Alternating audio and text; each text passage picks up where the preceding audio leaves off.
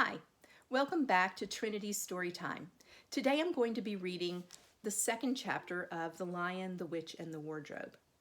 Now, when I read chapter 1 to you, I told you about a few words that you might not have heard of before, and I'm going to do the same thing now for chapter 2. So in chapter 2, there are two phrases, the son of Adam and the daughter of Eve. Well, the son of Adam just means a boy, and the daughter of Eve just means a girl. So when you're making those pictures in your mind during this chapter, you'll know what that means. Now, as you remember, when we were reading last time at the end of chapter 1, Lucy and her brothers and sister had been exploring the old house, and they came across a big wardrobe. And Lucy went inside and found herself at night in the woods in the snow. And she came across a very odd looking creature. On the top he was a man, and on the bottom a goat with a long tail. Now, the name for this kind of creature in this fairy tale is called a faun. So when she met the faun, it startled him so much he dropped all of his packages. And that's where we pick up with chapter 2. Chapter 2, What Lucy Found There. "Good evening," said Lucy, but the faun was so busy picking up his parcels that at first he did not reply. When he had finished, he made her a little bow. Good evening," said the faun. "Excuse me, I don't want to be inquisitive, but should I be right in thinking that you are a daughter of Eve?" "My name's Lucy," she said, not quite understanding him. "But you are, forgive me, you are what they call a girl?" asked the faun. "Of course I'm a girl," said Lucy. "You are, in fact, human?" "Of course I'm human," said Lucy, still a little puzzled. To be sure, said the faun. "How stupid of me. But I've never seen a son of Adam or daughter of Eve before. I am delighted. That is to say..." And then he stopped, as if he was going to say something he had not intended, but had remembered in time. Delighted, he went on. "Allow me to introduce myself. My name is Tumnus." "I'm very pleased to meet you, Mr. Tumnus," said Lucy. "And may I ask, O Lucy, daughter of Eve," said Mr. Tumnus, "how have you come into Narnia?" "Narnia? What's that?" asked Lucy. "This is the land of Narnia," said the faun, "where we are now. All that lies between the lamppost and the great castle of Cair Paravel on the eastern sea. And you have come from the wild woods of the west?" I got in through the wardrobe in the spare room," said Lucy. "Ah," said Mr. Tumnus in a rather melancholy voice, "if only I had worked harder at geography when I was a little faun, I should no doubt know all about those strange countries. It is too late now." "But they aren't countries at all," said Lucy, almost laughing. It's only just back there. At least, I'm not sure. It is summer there." "Meanwhile," said Mr. Tumnus, "it is winter in Narnia and has been for ever so long. We shall both catch cold if we stand here talking in the snow. Daughter of Eve from the far land of Spare where eternal summer reigns around the bright city of Wardrobe, how would it be if you came and had tea with me?" "Thank you very much, Mr. Tumnus," said Lucy, "but I was wondering whether I ought to be getting back."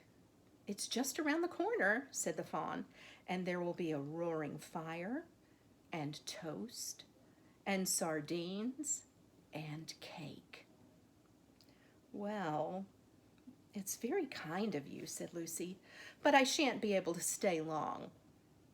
"If you will take my arm, daughter of Eve," said Mr. Tumnus, "I shall be able to hold the umbrella over both of us. That's the way. Now, off we go." And so Lucy found herself walking through the wood arm in arm with this strange creature, as if they had known one another all their lives. They had not gone far before they came to a place where the ground became rough, and there were rocks all about the little hills up and the little hills down. At the bottom of one small valley, Mr. Tumnus turned aside suddenly, as if he were going to walk straight into an unusually large rock.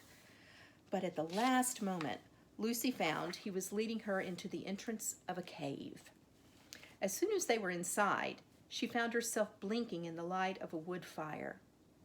Then Mr. Tumnus stooped and took a flaming piece of wood out of the fire with a neat little pair of tongs and lit a lamp. "Now we shan't be too long," he said, and immediately put on a kettle. Lucy thought she had never been in a nicer place. It was a little, dry, clean cave of reddish stone with a carpet on the floor and 2 little chairs. "One for me and one for a friend," Mr. Tumnus said. "And a table and a dresser and a mantelpiece over the fire, and above that a picture of an old faun with a gray beard." In one corner there was a door which Lucy thought must lead to Mr. Tumnus's bedroom, and on one wall was a shelf full of books. Lucy looked at these while he was setting out the tea things. They had titles like "The Life and Letters of Silenus," or "Nymphs and Their Ways," or "Men, Monks, and Gamekeepers, a Study in Popular Legend," or "Is Man a Myth?" "Now, daughter of Eve," said the faun. And really it was a wonderful tea.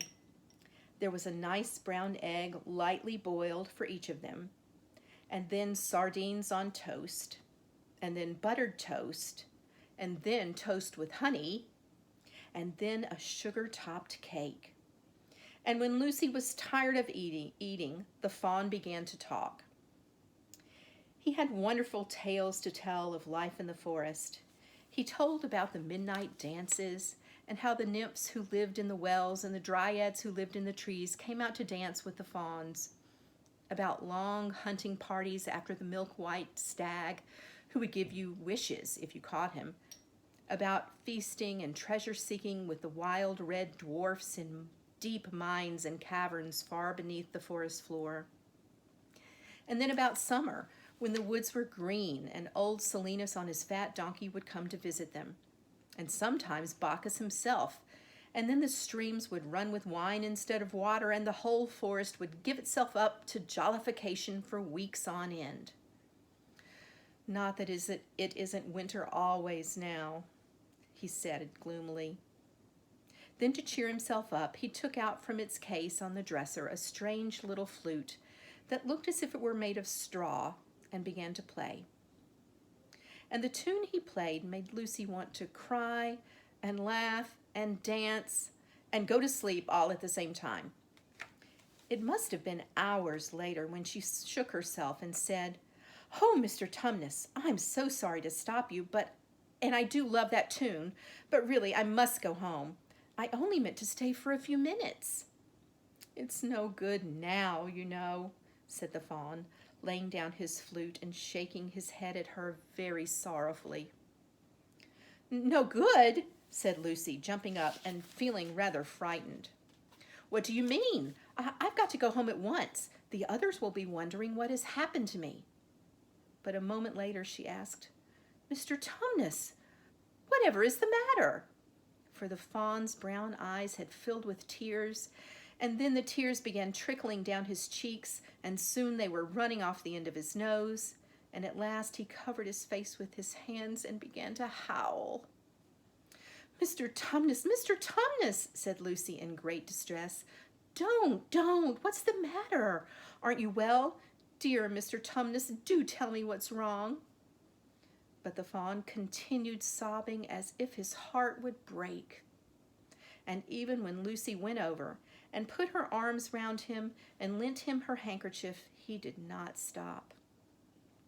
He merely took the handkerchief and kept on using it, wringing it out with both hands whenever it got too wet to be any more use, so that presently Lucy was standing in a damp patch. "Mr. Tumnus!" bawled Lucy in his ear, shaking him. "Do stop. Stop it at once. You ought to be ashamed of yourself, a great big faun like you. What on earth are you crying about?" Oh, sobbed Mr. Tumnus. "I'm crying because I am such a bad fawn." "I don't think you're a bad fawn at all," said Lucy. "I think you're a very good fawn. You're the nicest fawn I've ever met." "Oh, you wouldn't say that if you knew," replied Mr. Tumnus between his sobs. "No, I'm a bad fawn. I don't suppose there ever was a worse fawn since the beginning of the world." "But what have you done?" asked Lucy. "My old father now," said Mr. Tumnus. "That's his picture over the mantelpiece. He would never have done a thing like this."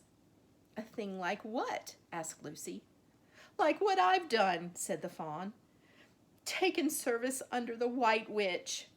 That's what I am. I'm in the pay of the White Witch." "The White Witch? Who is she?" "Why, it is she that has all Narnia under her thumb. It is she that makes it always winter, and never Christmas. Think of that." "How awful," said Lucy. "But what does she pay you for?" "That's the worst of it," said Mr. Tumnus with a deep groan. "I'm a kidnapper for her. That's what I am. Look at me, daughter of Eve. Would you believe that I'm the sort of fawn to meet a poor, innocent child in the wood, one that had never done me any harm, and pretend to be friendly with it, and invite it into my own cave, all for the sake of lulling it asleep, and then handing it over to the White Witch?" "No," said Lucy. "I'm sure you wouldn't do anything of the sort."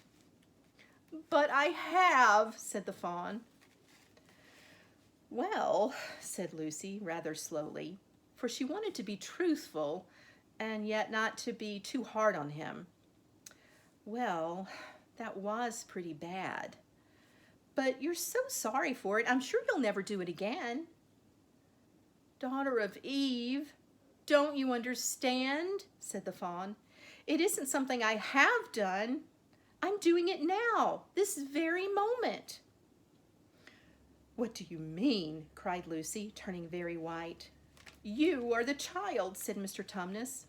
"I had orders from the White Witch that if I ever saw a son of Adam or a daughter of Eve in the wood, I was to catch them and hand them over to her. And you were the first I ever met. And I've pretended to be your friend and asked you to tea, and all the time I've been waiting till you were asleep and then go and tell her."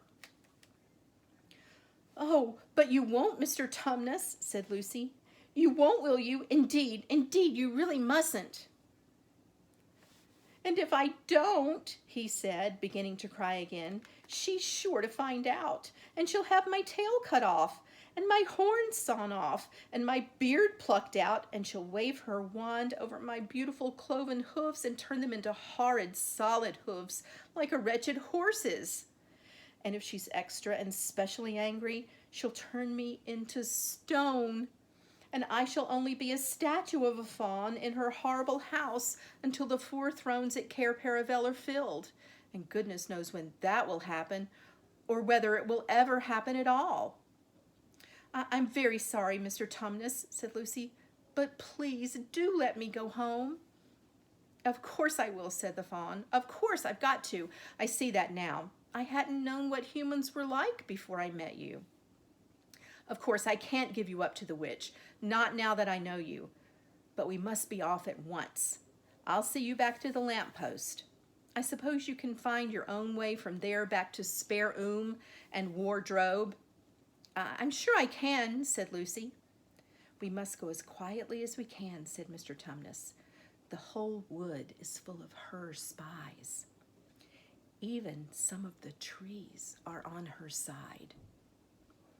They both got up and left the tea things on the table, and Mr. Tumnus once more put up his umbrella and gave Lucy his arm, and they went out into the snow. The journey back was not at all like the journey to the fawn's cave. They stole along as quickly as they could, without speaking a word, and Mr. Tumnus kept to the darkest places. Lucy was relieved when they reached the lamppost again. "Do you know your way from here, daughter of Eve?" said Tumnus. Lucy looked very hard between the trees and could just see in the distance a patch of light that looked like daylight. Yes, she said, I can see the wardrobe door. Then be off home as quick as you can, said the fawn. And can you ever forgive me for what I meant to do? Why, of course I can, said Lucy, shaking him heartily by the hand, and I do hope you won't get into dreadful trouble on my account. Farewell, daughter of Eve, said he. Perhaps I may keep the handkerchief? Rather, said Lucy, and then ran towards the far-off patch of daylight as quickly as her legs would carry her. And presently, instead of rough branches brushing past her, she felt coats, and instead of crunching snow under her feet, she felt wooden boards. And all at once she found herself jumping out of the wardrobe into the same empty room from which the whole adventure had started. She shut the wardrobe door tightly behind her and looked around, panting for breath. It was still raining, and she could hear the voices of the others in the passage. I'm here, she shouted. I'm here. I've come back. I'm all right. And that's the end of chapter 2.